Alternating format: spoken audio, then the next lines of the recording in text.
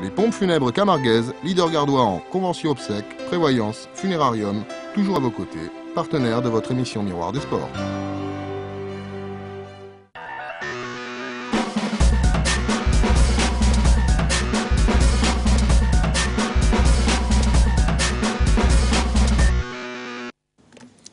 Miroir des sports avec du football, du tennis de table, du basket et de la gymnastique. Et on va commencer justement par la gymnastique avec nos trois invités venus nous parler de ce qui s'est passé samedi soir à Nîmes, le 34e Grand Prix de gymnastique et les 15e Nymphes d'Or. Je vous propose d'accueillir une des nymphes qui a ensoleillé cette soirée. Il s'agit de Leslie Ducasse. Bonsoir Leslie. Bonsoir.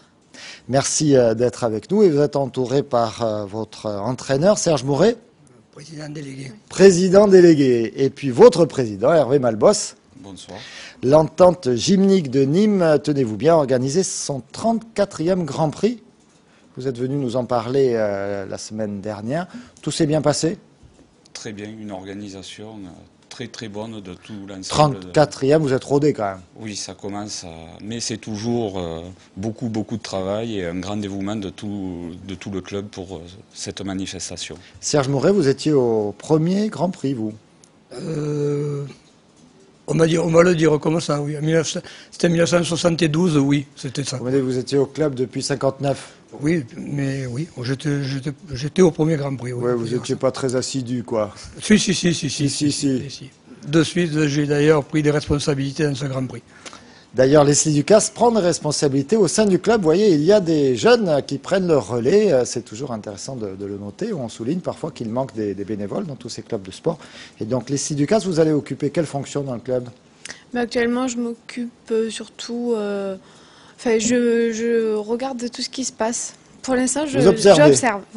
Voilà, pour donner un coup de main à l'avenir. Alors, vous êtes vous-même gymnaste. Vous avez participé aux deux épreuves, au Grand Prix et aux Nymphes d'Or. Un Grand Prix dans lequel vous vous êtes bien placé, puisque l'équipe de Nîmes est arrivée 3e, l'équipe de l'entente gymnique de Nîmes. Et puis, pour les Nymphes d'Or, vous l'avez également emporté. On a fait une première place et une seconde place avec un autre spectacle. Avec deux spectacles. Alors on va voir d'abord un résumé de cette soirée des Nymphes d'Or. C'est très coloré, très musical. Et c'est Guillaume Vutrouillet. Je vous l'avoue, il s'est régalé. Voilà, c'était très bien. Guillaume, c'est parti. Pour ces 15e Nymphes d'Or, l'entente gymnique de Nîmes avait investi le Parnasse pour une soirée empreinte de musique et de couleurs. Les Nymphes d'Or, c'est le point d'orgue d'une journée entière de compétition. Un magnifique spectacle qui mêle gymnastique, danse et musique. Mais n'allez pas croire qu'il ne s'agit là que d'un show après les épreuves de la journée. Car en sport, la compétition n'est jamais bien loin. Et d'ailleurs, il est temps de remettre les prix, non? Les fameuses Nymphes d'Or. 478 points, ils se reconnaîtront. C'est le step acro disco gym art de Vergède qui emporte la nymphe. Moins de 16 ans. Chez Boris ce soir, entrée 15 balles, gratuit pour les filles. Chez Boris ce soir, poule à facettes, pantalon pas de F, spotlight, c'est sur un disco. Je crois qu'on peut les applaudir très fort. Je sais que c'est un moment important dans nos nymphes. Ce sont les ailes de la nuit de Savigny-sur-Orge qui remportent pour une année supplémentaire la nymphe plus de 6 ans.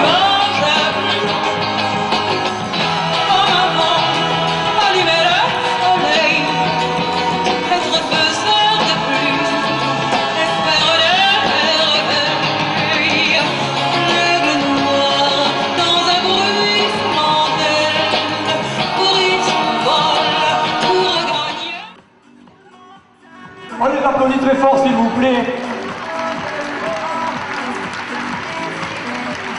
Très contente. Bien sûr. On était venus remettre en jeu notre titre, la nymphe, et donc très contente d'avoir gagné encore cette année. Et on reviendra l'année prochaine. On revient l'année prochaine pour remettre. Parce que j'aime, comme on dit, jamais... 203. Voilà, ambitieuses, ces jeunes filles de Savigny, elles ont gagné, mais vous avez gagné également dans une autre catégorie. On dit un mot de cette manifestation. On a vu qu'il y a des jeunes filles qui viennent de la région parisienne. Il y avait également des jeunes filles venues de Roumanie, donc c'est presque toute l'Europe qui avait rendez-vous à Nîmes. Oui, tout à fait. Là, il y a le club de Roumanie qui vient participer au Grand Prix et qui traditionnellement reste pour nous faire quelques productions au niveau du soir pour les nymphes. Combien d'équipes étaient présentes? Au niveau des nymphes, il y a eu 19 productions de 9 clubs différents. Et dans la journée? Dans la journée, ça représente donc l'après-midi, la journée 180 gymnastes, le soir environ 200, ce qui fait quand même pas loin de 400 gymnastes. Une belle manifestation. Il y a beaucoup de compétitions de cette ampleur-là en France? Comme ça, c'est quasiment unique, puisqu'il y a compétition gym avec la rigueur de la gym l'après-midi, enfin toute la journée même, et le soir, le spectacle, à ma connaissance, c'est unique. C'est unique en France et c'est ici que ça se passe dans la journée, ces unique. Épreuves sérieuses, comme il a été dit. Vous qui êtes juge-arbitre, vous les avez trouvées comment? Oui, mais très bien. Et c'est unique en ce sens que l'on peut dire que c'est ouvert aux trois fédérations, la Fédération française de gymnastique, l'UFOLEP et la Fédération sportive et gymnique du travail. On accueille les trois fédérations, quel que soit on met le niveau, disons, de production à la hauteur des trois fédérations. Donc on accueille l'ensemble des sportifs, gymnastes, quels qu'ils soient, à ces compétitions, que ce soit au 34e au Grand Prix de la ville de Nîmes ou au Nymphe d'Or. Ce sont des gymnastes qui ont quel âge? L'ouverture a été faite par les gymnastes de 4 ans à 20 ans, donc on a des catégories d'âge qui vont dans les Nymphes d'Or de moins de 16 ans et de plus de 16 ans, et dans le Grand Prix de la ville de Nîmes, on a les âges disons, qui vont de 6 ans à 20 ans, puisqu'on a toutes les catégories d'âge. Toutes les catégories d'âge sont présentes. On va regarder encore quelques images. On a sélectionné un de vos programmes, celui du club de Nîmes. Il s'agit de Perles de pluie. Et vous allez nous expliquer. Leslie, vous étiez présente dans cette équipe. Oui. Alors, en quoi consiste Perles de pluie? Il y a des appareils présents. Il y a un jeu avec des tissus, il y a également des ballons. C'est ça? Comment ça fonctionne? Eh bien, donc là, en fait, on a les voiles et le ballon. Ça sert essentiellement à faire joli. Il y a de la chorégraphie. C'est un ensemble, en fait. Oui, c'est un mélange d'accro et un petit peu de chorégraphie. Donc voilà, c'est les juges ensuite qui notent ce qu'ils ont préféré au niveau, toujours pareil, de l'impression qu'ils ont eu du spectacle. L'artistique et la technique. Voilà. Et c'est éloigné quand même de la GRS, où ça se rapproche? Dans les nymphes, on a un petit peu des deux en fait. On peut avoir un peu de GRS puisque ça ressemble avec les engins, avec le voile, les ballons. C'est des engins de GRS. Et par contre, il y a les accros qui représentent la gymnastique. Donc c'est un mélange des deux. Donc l'accro pour acrobatie, c'est-à-dire des gestes physiques, oui, pas forcément faciles à réaliser, qui réclament beaucoup d'entraînement. Vous-même, vous vous entraînez combien de temps? Je m'entraîne 12 heures par semaine, mais avec les études, j'essaye... Ça devient difficile. Voilà, j'en fais un 12 peu heures moins. par semaine, ça oui. fait quand même. On ne va pas vous demander de faire le grand écart ici, on le voit à l'image. Vous êtes combien de gymnastes là, sur ce programme-là? Sur celui-là, il me semble qu'on est 12 ou 13 à peu près.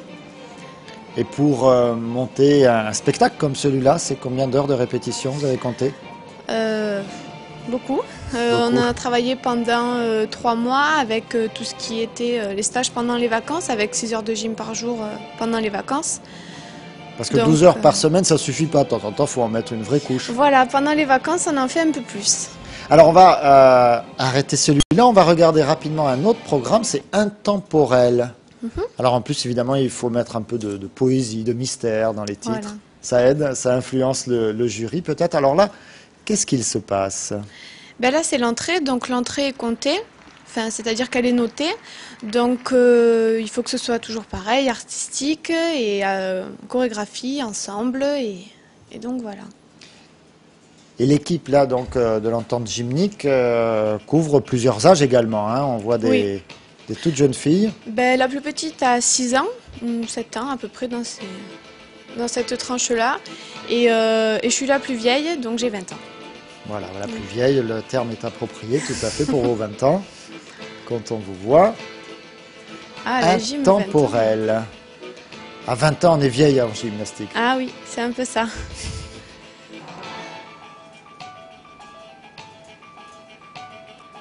Alors, quelles peuvent être les ambitions d'un club comme le vôtre aujourd'hui et vous, Leslie, justement, vous impliquant dans la vie de ce club? Au niveau essentiellement gymnastique, on essaye d'aller au niveau le plus... Nous, ce qu'on peut faire de plus haut, c'est le niveau national. Donc, on se bat contre des centres de haut niveau et en général, on essaye de se classer dans les 20 premières. On n'essaye pas d'atteindre un podium. Et voilà. Et pour vous, Hervé ou Serge, quelles peuvent être les ambitions? Sortir peut-être la future championne olympique de Nîmes? C'est difficile avec les entraînements que l'on fait, puisque, comme le disait Leslie, avec 12 heures d'entraînement, on ne peut pas se battre contre un centre de haut niveau. Il faut des horaires aménagés. Elle est étudiante en école d'infirmière, donc ça demande beaucoup d'investissement aussi. Donc, on n'a pas l'ambition de sortir des champions du monde, mais des participations en finale nationale. Et comme elle le disait, rentrer dans les 20 premiers, c'est déjà une performance. C'est ce qu'elle a fait d'ailleurs l'année dernière. Régulièrement. Oui. Et sur les nymphes, l'ambition que l'on a et que j'ai, parce que je fais partie de ceux qui ont créé les nymphes d'or. Et qui ont il y a 15 ans, hein, c'est ça, c'est la 15e année. Oui, c'est la 15e année, mais on avait fait 2 années blanches pour roder, disons, cette activité. L'ambition que nous avons, c'est que nous puissions faire un match international. Parce que si on regarde le grand cabaret de Patrick Sébastien, on retrouve dans ce type de production. Mais je peux vous dire que il y a eu une production, et en disant ça, je pense ne pas me tromper, une production suisse qu'on a vue au grand cabaret. Je me demande si c'était pas ceux qui ont présenté la première fois une production aux nymphes. Ça s'appelait pas encore les nymphes. Mais vous savez que c'est une très grande qualité. Donc c'est l'objectif. Vous verrez très bien au grand cabaret. Je sais pas. Je pense que non, mais nous n'avons pas la mission de remplacer Patrick Sébastien. Nous voulons simplement sur Nîmes essayer de faire un match international parce que je pense que ça les mérite. Le sport spectacle tel qu'on voit qu'on a vu les quelques images que vous venez de passer montre que il y a de la place pour ce spectacle. Prochain rendez-vous, président de l'EGN. Le prochain rendez-vous, ça va être toutes les compétitions officielles qui vont commencer et on organisera pour le week-end du 8 mai au Parnasse une finale du championnat de France de la FSGT, finale par équipe, donc qui va regrouper plus de 500 gymnastes sur 3 jours. Et on aura l'occasion, bien sûr, d'y être. Merci à tous les trois d'être venus sur ce plateau. Restez avec nous quelques instants. On va s'intéresser au tennis de table. Là aussi, un club installé dans la cité depuis pas mal d'années, puisqu'ils fêtaient leurs 40 ans. C'était vendredi soir. Un club récompensé cette année du titre de meilleur club sportif nîmois de l'année. C'était au Trophée de la ville de Nîmes en décembre. Le gymnase de Saint-Stanislas qui abrite le tennis de table, la SPC Nîmes, était donc le lieu de cette fête, les 40 ans. C'était vendredi soir. On écoute dans ce sujet d'Alain Bellon, notamment Lucien Carrier, bien sûr, le président de ce club, mais également Stéphane Moliens, c'est ce pongiste, c'est comme ça qu'on dit, qui a remporté pas moins de 2 médailles d'argent aux Jeux Olympiques de Pékin, aux Jeux Olympiques para-olympiques. Bien sûr, on découvre ce reportage d'Alain Bellon avec également quelques images de Nicolas Pinchillo. 1968 est l'année de création de l'ASPCN, Association sportive Perrier-Cheminot-Nîmois. 40 ans d'histoire pour ce club de tennis de table qui ont été parcourus par des moments importants. Il y a eu plusieurs années charnières. Il y a eu la première, ça a été lors de la fusion Cheminot et ASP Perrier-Nîmes, puisque j'étais au club de Perrier-Nîmes. Ça, c'est le premier rendez-vous. Le deuxième, il y a eu lorsque On est passé de 2 tables de la rue 4 Fages, donc au dépôt sous la gare. On est allé au dépôt de locomotive où là on avait 4 tables. Et puis maintenant, ici où on va dire 9 tables d'entraînement et 4 heures de jeu en compétition. Le club s'est adapté avec le temps. La formation était devenue obligatoire pour la survie du club. La formation des jeunes, c'est essentiel pour la survie des clubs, parce que c'est la roue qui tourne et l'âge fait que si on n'a pas une formation de jeunes, le club se meurt. Comme dans tous les sports, on a des trous de génération qui nous ont pas mal occupé l'esprit pour essayer de combler les trous, et notamment pour renouveler nos effectifs au plus haut niveau. La Coupe de France et la Coupe du Monde n'ont pas de secret pour la SPCN, autant pour leur participation que pour l'organisation. On a eu la chance d'avoir un gros partenaire avec la société Perrier qui est devenue une SD Water Sud, qui nous a fait confiance pour organiser de très très grandes compétitions, notamment 4 Coupes du Monde. On est candidat pour les championnats de France 2010 et on espère que la fédération va à nouveau nous faire confiance pour avoir les championnats de France seniors à Nîmes au Parnasse. L'avenir du club, c'est aussi le pôle espoir. On a 4 gros entraîneurs, enfin une commission technique qui est volontaire, travailleuse, compétente bien entendu, mais en plus on a le CTR qui est parmi nous, licencié au club, et on essaye d'avoir ce pôle espoir parce que c'est le devenir du club. Les champions, ils connaissent, mais le dernier venu leur a offert de belles médailles. On a eu la chance d'accueillir Stéphane Moliens, paralympique, qui nous a demandé de le préparer pour les Jeux Olympiques de Pékin, et il nous a fait l'immense bonheur et une immense joie de revenir avec 2 médailles d'argent de Pékin. La dernière année de la préparation olympique, je l'ai faite ici, mis à part les stages nationaux qui se déroulaient la plupart du temps à Chartres avec l'équipe de France. Sinon j'étais ici constamment avec les jeunes joueurs, avec les entraîneurs. Et donc on a travaillé, et c'est vrai que quand j'étais là-bas à Pékin, la plupart du temps, je me revoyais aussi dans cette salle en me disant que tout le travail que j'avais accompli ici devait et pouvait porter ses fruits là-bas. C'est vrai que c'est un club à la fois familial, mais en plus de ça, extrêmement professionnel dans l'approche. Et puis avec des gens de qualité, que ce soit dans les dirigeants ou dans les cadres techniques. C'est des gens qui cultivent des valeurs sportives comme je les aime, avec beaucoup d'enthousiasme, de générosité, de passion. Et puis encadrer des jeunes qui ont des valeurs qui sont saines. 220 est le nombre de licenciés au club. Pour son président, le gymnase Saint-Stanislas ne peut en recevoir d'autres. Il espère dans les années à venir avoir une nouvelle salle pour accueillir et recevoir de nouveaux joueurs. La SPC fêtait donc ses 40 ans, et puis il y avait du sport, des rencontres sportives également ce samedi au gymnase Saint-Stanislas. La nationale 2 féminine nîmoise recevait le club de Montbeugny, et c'est Nicolas Pinchino qui vous propose ce résumé. Pour cette 13e journée de championnat de Nationale Féminine 3, les Nîmoises du BCPN recevaient les filles de Venelle. Au match aller, les Nîmoises avaient accusé... Voilà, on a fini par se tromper sur le sujet, donc je voulais vous présenter du tennis de table. Si on pouvait me faire signe, me dire si le sujet est prêt, on s'est juste trompé entre le basket et le tennis de table. C'est parti. Il y a des week-ends que l'on préférerait ne jamais connaître. Cela commençait pourtant bien pour les Nîmoises de l'ASPC Nîmes qui évoluent en National 2 et recevaient à domicile l'équipe de Montbeugny dans l'Allier. Nîmes-Montbeugny, ce sont 2 équipes qui se connaissent bien. C'est pour nous le début du championnat. C'est pour nous déjà, allez, on va dire pratiquement une victoire assurée, puisque nous sommes l'un des favoris de la poule pour l'accession en National 1. Et c'est notre souhait le plus cher, bien sûr, c'est de faire évoluer notre équipe, nos 4 filles, dès le mois de septembre 2009 en championnat de France de National 1. Donc ça se passe plutôt bien. Bon, le seul problème, c'est qu'on a toujours 1 ou 2 équipes un peu plus difficiles, disons plus homogènes. Et c'est là que la différence se fait, ce qui fait qu'à chaque fois, on finit souvent 2e de poule, parce qu'il nous manque donc ce petit plus, ce manque d'homogénéité en fait dans l'équipe sur le match important. Et si à l'issue des rencontres individuelles, les Nîmoises sont largement devant, leurs adversaires peuvent compter sur leur nouvelle recrue, la chinoise Xiao, qui sera redoutable lors des doubles. À l'issue de toutes les rencontres, donc match nul 9-9. Mauvais week-end pour la SPC Nîmes, puisque chez les messieurs aussi, l'équipe Fagnon en National 1 s'est inclinée à Metz 10-8. La semaine prochaine, ils rencontrent Montpellier TT2, un derby important pour le maintien.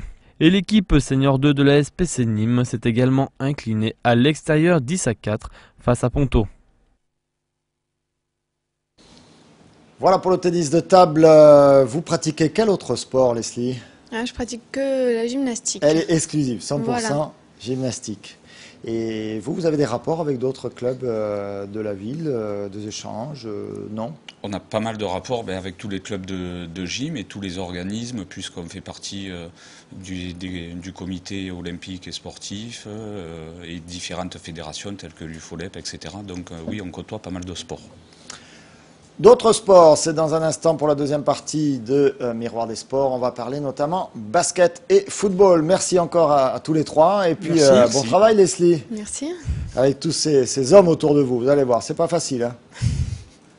Courage. Merci à vous trois. Miroir des sports, ça continue dans un instant.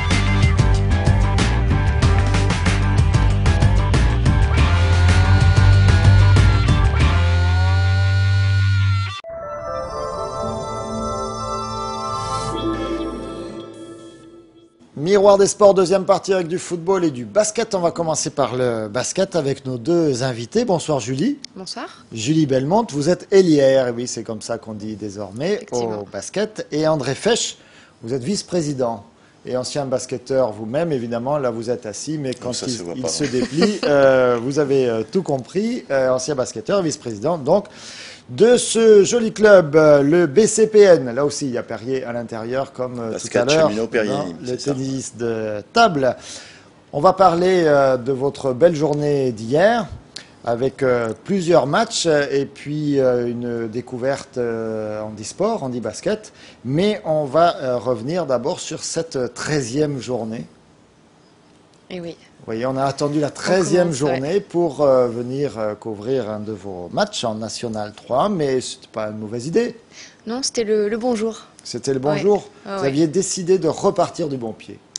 Bon, ça fait déjà quelques temps qu'on essaie de repartir du bon pied. On n'a pas forcément à chaque fois les moyens d'y arriver. Et on avait vraiment à cœur de débuter cette année sur une première victoire qui espérons, sera... la première d'une belle suite. Une belle suite. Alors, vous accueilliez hier la belle ville de Venelle. Voilà, c'est du côté d'Aix-en-Provence. Vous m'avez avoué il y a quelques minutes que vous avez mis une drôle de rouste à l'aller. Effectivement, 100 points à 30. Alors 100 points, ça fait un peu comme le basket américain, mais 30, c'est peu. Hein. Ça fait pas du tout américain. Ça fait pas très américain, 30. C'est une faute de frappe, ça. Et alors, c'était pas une faute de frappe. Et alors, le truc s'est joué sur l'exclusion, je vous le donne, Émile, de Julie Belmonte. Je vais me faire chambrer, mais oui, il y a eu un petit souci. Des fois, vous vous énervez sur le. Non, c'est un mauvais. C'est un espèce de quiproquo et. Bon, j'ai été exclue. C'est tout malentendu. On va dire ça. Enfin, les choses ont été remises dans l'ordre avec hier une belle victoire, 63-50. On écoute le résumé de l'incomparable Nicolas Pinchilou. Pour cette 13e journée de championnat de National Féminine 3, les Nîmoises du BCPN recevaient les filles de Venelle. Au match aller, les Nîmoises avaient accusé une écrasante défaite 100-30. Pour ce match retour, les filles d'Alain Bérard se devaient de réagir, bien que le premier quart-temps reste à l'avantage des Provençales. Les Nîmoises changent alors de défense, l'entraîneur fait le choix d'une défense tout-terrain et asphyxie leur adversaire. Elles volent des ballons et ont une bonne réussite à mi-distance. À la mi-temps, les Nîmoises affichent 5 points d'avance, 38-33. La défense était importante, on avait travaillé toute la semaine, malgré la neige, on a réussi à s'entraîner. Et c'était un point d'honneur à mettre parce que l'attaque, je sais que j'ai des filles qui peuvent marquer des paniers, mais il me fallait une grosse défense pour pouvoir contrer cette équipe de Venelle. À la reprise, le troisième quart-temps est à sens unique. Les Nîmoises sont en réussite, elles tiennent leur revanche. Pour le dernier quart-temps, les locales gardent la tête froide et profitent de leur avantage et jouent le temps. Score final 67-54, une belle victoire à domicile qui relance l'équipe dans sa course pour le maintien en National 3. Le match était important après la phase aller, donc maintenant il faut à tout prix gagner à domicile. Donc Venelle, c'était une revanche un peu par rapport au match aller où il y avait un gros écart. C'était pas moi le coach, mais donc il y avait une revanche à prendre. Donc les filles étaient peut-être un peu stressées, mais au vu de la suite de l'échauffement, on va dire, elles se sont bien débridées et ont respecté les consignes. Pour le maintien, il faudra encore 5 ou 6 victoires. Et le cri de guerre pour finir, vous avez bien respecté les consignes, c'est vrai, votre entraîneur, 24 heures après, est toujours aussi satisfait? Oui, oui, on lui a fait de grosses frayeurs avant Noël, et enfin de grosses déceptions aussi, et là on avait à cœur de satisfaire un peu tout ça, le club, l'entraîneur, et je crois qu'on a un petit peu réussi. Vous êtes l'équipe phare du club cette année à la Nationale 3. Quelle ambition vous pouvez avoir comme ça pour vos équipes, monsieur le vice-président? Je pense que depuis longtemps, on a l'ambition qu'on mérite en fait. Quelque part, on fait avec nos moyens. Donc la Nationale 3 pour les filles, c'est très bien. On essaye de les maintenir à ce niveau-là. Les garçons, on aurait souhaité qu'ils montent aussi, mais c'est beaucoup plus compliqué. Et puis bon, il faut aussi le potentiel, il faut l'effectif. Mais je pense que les filles, aujourd'hui, notre objectif numéro 1, c'est le maintien en National 3. Je pense qu'elles sont bien parties, il faut l'expliquer. Quelques matchs à domicile avec justement les concurrents les plus proches. Concurrents directs. Les concurrents directs, et ça devrait bien se passer. Ça devrait bien se passer. On va regarder ce que ça donne au niveau des résultats. Alors vous allez le commenter peut-être mieux que moi. Aille de Rousset, c'est tout à fait fleuri comme nom. Et puis donc on a toutes ces équipes de Provence et Côte d'Azur. On va glisser sur le classement, ce sera peut-être un petit peu plus parlant pour nous autres, avec nos Nîmoises qui sont 10e. Qui descend, le 11e, le 12e ou que le 12e? Le 9e, le 10e, le 11e et le 12e. Le 10e, le 11e, le 12e. Donc les filles, il y a encore du boulot pour aller rattraper au moins Nice, voire Pays d'Aix. On gagne 2 points quand on gagne? Que 2 points malheureusement. Oui. Voilà. Il n'y a pas de match nul au basket, il n'y en a pas beaucoup. Ouais. Donc on gagne 2 points, ce ne sera pas gagné. Il reste combien de matchs? 7-8 matchs, c'est ça? Il reste 9 matchs au total, puisqu'il y a 22 journées. Bon, vous savez ce qu'il vous reste à faire? Oui, on est bien parti. On a un retour de championnat assez facile dans le sens où on reçoit pas mal d'équipes. Donc comme on a estimé qu'il fallait absolument plus perdre à la maison, on va essayer de s'y tenir. On ne perd pas à la maison. À la maison, on ne perd pas. C'est fini. Interdit. Interdit. Alors, on l'a dit tout à l'heure, une belle journée hier avec le BCPN et donc une galette des rois, mais ça, on l'a pas filmé. Par contre, on a filmé une démonstration d'handi basket. C'est toujours Nicolas Pinchy.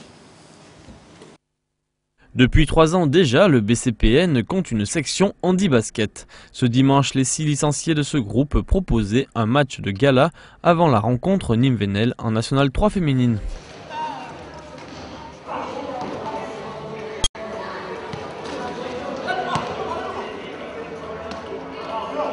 Au niveau maniabilité du fauteuil, c'est ce qui est un petit peu plus dur.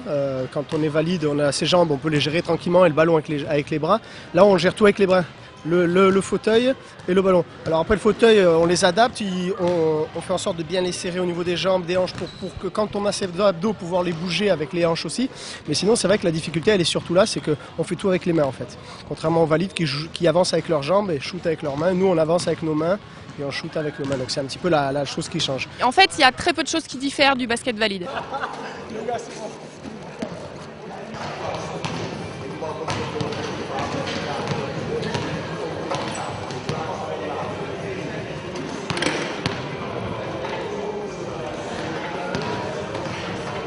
En handi, c'est pareil, les fauteuils, on est tout le temps en train de... De toute façon, sur le principe, si on arrête de bouger en fauteuil, le temps de repartir, on perd du temps. Donc il faut toujours être en train de bouger, toujours être en train de bouger.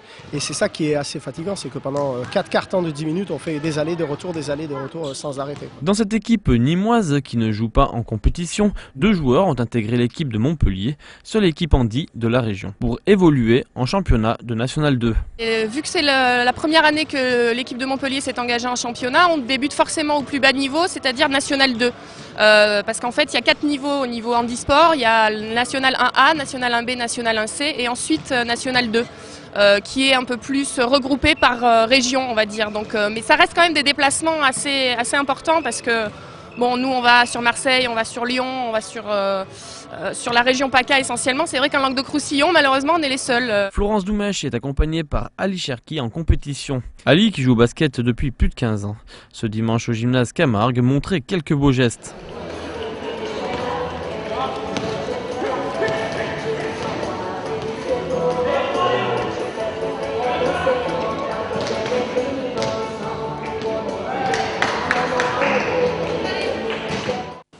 Et à noter donc il y a des valides qui parfois peuvent faire partie d'une équipe handicapée puisque il suffit d'être sur un fauteuil, c'est ça le principe? Tout à fait, oui, c'est le règlement qui est spécifique qui le permet. On peut, je crois qu'il y a 2 valides qui peuvent intégrer une équipe d'invalides, on va dire ça comme ça. Donc, mais sur fauteuil évidemment, dans 10 baskets. Ouais. Merci à tous les deux d'avoir été des nôtres ce soir. Vous êtes chez vous sur ce plateau. Revenez à l'occasion, on va vous suivre sur la deuxième partie de saison. Là, on est au soutien. Au soutien également du rugby nîmois qui était en déplacement à Cannes, ce sera la semaine prochaine à Cannes avec les résultats qui vont s'afficher tout de suite. Voilà évidemment des matchs remis. Cette fois, Nîmes a bien pu jouer, est allé s'imposer 3 essais à 2, 30-28 à Cannes-Mandelieu. On regarde ce que ça donne au classement. Avec donc les Nîmois, toujours deuxième, mais attention, il n'y a que la première équipe qui monte directement et Nîmes a déjà 2 défaites au compteur. Monteux n'a toujours pas perdu. Donc à suivre, prochain déplacement, ce sera le 16 janvier à Grasse, donc dimanche prochain, déplacement à Grasse pour le RCNG. Du football pour terminer Miroir des sports avec, vous le savez, la 19e journée, c'était à Vannes. Les Crocos sont allés perdre là-bas. Les conditions météo ne s'y prêtaient pas beaucoup, en tout cas un jeu de qualité, mais le résultat c'est le même. 1-0 défaite des hommes de Jean-Michel Cavalli. Résumé Nicolas Fabre. Pour la 19e journée du championnat de France de Ligue 2, Nîmes se déplaçait à Vannes. Première sortie pour Jean-Michel Cavalli et première titularisation pour Mandriki et Liron. La première occasion du match est pour les Crocos sur une longue transversale pour Robert Malm, mais le portier de Vannes a bien anticipé. Vannes passe à l'offensive et c'est au tour de Nicolas Pudebois de s'imposer dans sa surface. Une belle construction pour les Crocos, talonnade de Malm pour Michael Coloredo, mais sa frappe passe largement au-dessus de la cage de Vannes. Sur une transversale ratée du capitaine de Vannes, Nzaya Missi se déchire et il faut une belle parade de Nicolas Pudebois pour la détourner en corner. Toujours pour Vannes, une occasion où les Crocos se font peur. Heureusement, l'arbitre donnera une faute pour Nîmes. Sur un centre, une fois de plus, Nicolas Pudebois sort, mais le ballon revient dans les pieds de l'attaquant de Vannes. Et il faut le retour de la défense pour dégager le ballon. 33e minute de jeu, une très belle combinaison, prend à revers la défense nîmoise. Et Ghislain Gimbert se retrouve en face à face avec Nicolas Pudebois qui ne peut absolument rien faire. 1-0, belle reprise de volée. On revoit l'excellent appel de balle de Gimbert qui vient fusiller le portier nîmois. Malheureusement... Sur un centre de Nicolas Bayo, Michael Coloredo oblige Costil à faire un arrêt réflexe. Mandriki, seul au deuxième poteau, ajuste le ballon dans le but vide. Mais le défenseur sauve le but, mais dégage mal. Le ballon revient dans les pieds de Robert Malm qui voit sa frappe s'envoler au-dessus. Il rate là l'occasion de revenir au score.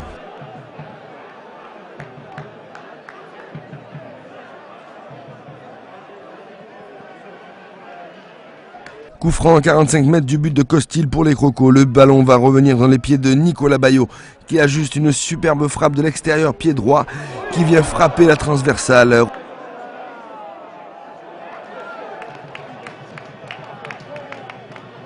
Robert Malm donne le brassard de capitaine à son gardien Nicolas Pudebois avant de laisser sa place à Haïté.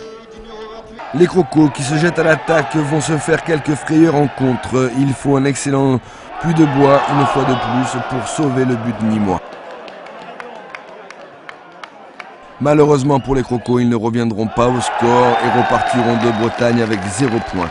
Nouvel objectif pour les Nîmois, gagner Sedan au Coster vendredi prochain. Rapidement, les résultats, seuls 5 matchs ont pu se dérouler sans problème. Ça s'affiche. Voilà, une fois, 3, 2, 1, parti. Partez. Non, ça s'affiche pas, tant pis. Une fois, oui, ça y est, ça s'affiche chez moi, mais pas chez vous, avec donc cette victoire de Boulogne face à Lens de Bastia. C'est à souligner. Et puis Guingamp, rival pour le maintien, est allé faire match nul chez les voisins bretons de Brest. Montpellier a été accroché à domicile par Tours. Cela donne au classement un classement assez provisoire puisqu'il manque 5 matchs. Les Nîmois, vous l'avez compris, restent à la 19e place à 7 points de retard derrière Ajaccio Châteauroux. C'est donc qui n'a pas joué. Ce sera le prochain adversaire des Nîmois. On a également beaucoup d'interviews, de réactions d'après-match que l'on vous présentera demain dans Croco Hebdo. Un mot de national avec les Arlésiens qui n'ont pas pu jouer. Là aussi, ils étaient en déplacement à Rodez. Match reporté. Le prochain match, ce sera le 17 janvier avec la réception de Croix de Savoie. Nouvelle signature, ou en tout cas prolongation pour Psaume et Germanie au sein du club d'Arles. Et on annonce également une recrue, surtout depuis l'annonce de la blessure de Benjamin Psaume pour les 2 mois qui viennent. Merci à tous les deux d'avoir été des nôtres. Merci à vous de nous avoir suivis, mais restez avec nous. Tout de suite, c'est la météo et le journal à suivre.